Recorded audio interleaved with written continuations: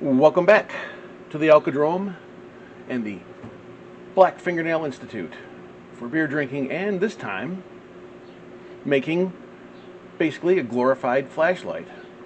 Why? Well, because, long story short, I sent a bunch of films that I found in my grandfather's house when we were cleaning things out. In the archive was some 16 millimeters that were shot at home, and also some things that were collected along the way.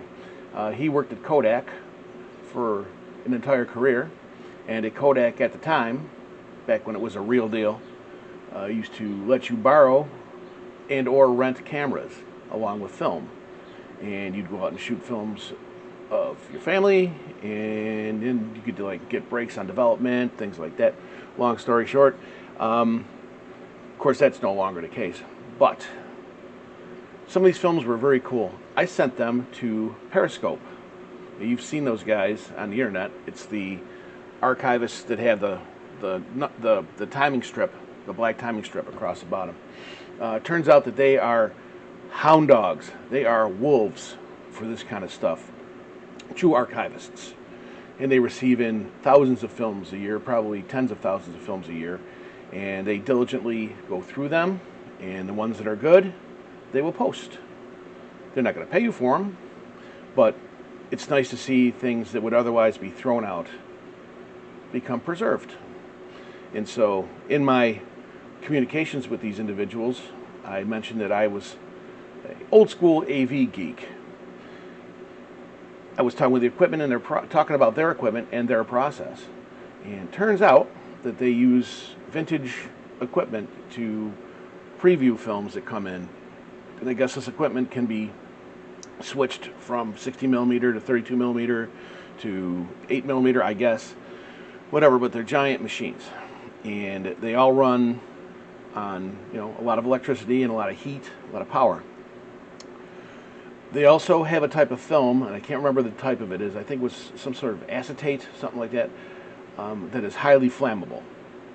And they store these films in very spark-free, very controlled environment, very after restored or whatever, they're stored.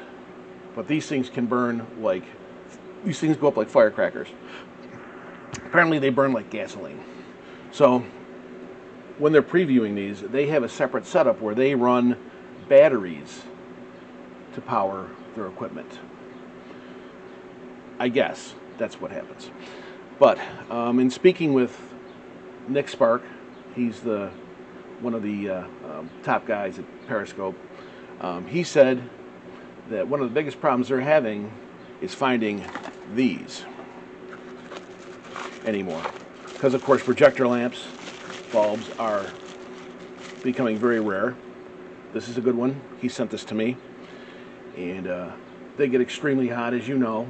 If you've ever watched your grandpa or your father or you even playing films, these things get very hot. Of course, they're delicate when they're hot. The hotter they get, the more delicate they get. One little knock on a projector, they burn out. So I was thinking to myself, well, these things are getting hot, using a ton of power. Why don't we duplicate this out of more modern stuff? Ergo, the LED equivalent of a projector bulb. Now, this took me a long time to figure out. You would not believe how hard it is to make a flashlight. It's not as easy as you think. But anyway, I went down the road of being a very, very service user electronics guy. Bought batteries, and I had this charger laying around, and I bought these battery packs from the jungle, and then I began, and the cord pieces here we cut up, soldered, put together. And before we ended up with this, which will be installed into his projector, hopefully, down in where the regular bulb goes, in the regular socket. This will have to be fished out somehow. I don't know anything about the structure of this particular projector, but they'll have to figure that out. And then this plugs in, and then we just turn it on. This thing is awfully bright, and I'm sure that the camera's not doing it justice. But when I was working on this, I actually ended up wearing my brazing glasses, because that's how bright this thing is. And it'll put a dot in your eye like a mother. But I have a lathe. You can't see it, but it's over there. Other videos of mine shows you my little shop here, but I turned a duplicate of the bulb out of a piece of aluminum I had laying around, and then also knowing that they've got a positive and a negative juncture in the socket. This had to be separated and isolated, and this is a big thing. So this is a piece of plastic I had. It's an old bushing from a television hanger or something like that, an old piece of plastic. I turned this down, made this all one piece to match the dimensions of the glass bulb, and then filled this with epoxy. And this is just a roll pin I cross-drilled and then put through. So this should engage in the socket that the original bulb goes in.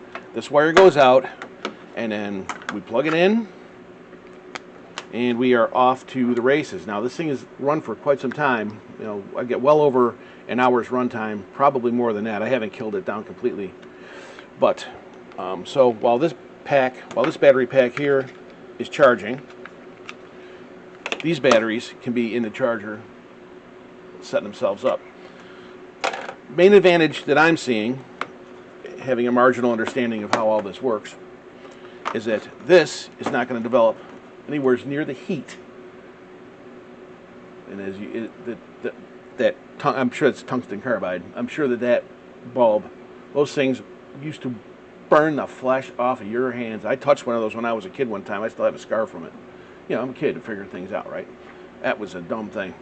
But also, if you ever watched a film run, the films will break sometimes at the drive. They'll hang and they'll burn straight through, and then your film's ruined. You got a chunk of your film melted away, and in the case of some of these more flammable films, that could start a fire. This will not generate anywhere near. In fact, it generates almost no heat at all.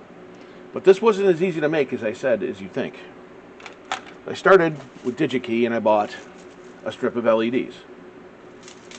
These are extremely bright. They're just as bright as these are. And I hooked them up directly. I just soldered them in directly to a piece of board that I made. And these melted.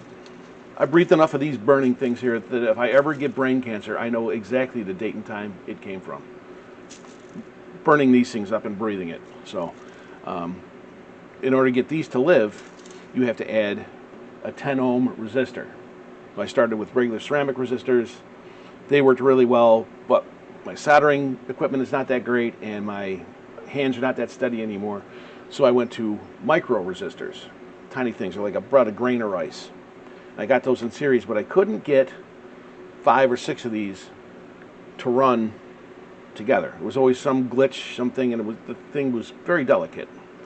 So then I went off to Google I go, and I find a company,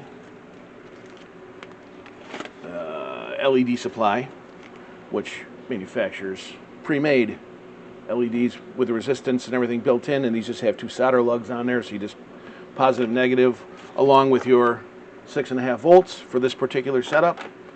These are 3.5, 3.7 a piece, and these fire this replacement LED beautifully. And so I'm going to ship this off to Nick, and I'm going to take some stills, and hopefully this would be something that they could find serviceable and usable, because this could be replaced indefinitely with modern equipment. Those bulbs are becoming more and more rare as we go, and I think there's a company or two out there making them, but I was looking at the quality of them online, and they don't look anything like something you would have found back in the 30s, 40s, 50s. And I would imagine they're expensive, you know, 25, 30 bucks a piece probably now. And this could probably last indefinitely, or if it does burn out, you just unsolder these 2 cables and just screw in a new one. I did take the opportunity to put a little heat transfer compound behind this, so that should actually work pretty good for them. So Nick, thank you for your help. Thank you for doing what you do. And this is something that I hope improves your business and makes your job easier, because what you're doing is actually profoundly good in a world full of bad. So you guys carry on, and we'll see you soon. You got a box coming, Nick. See you soon.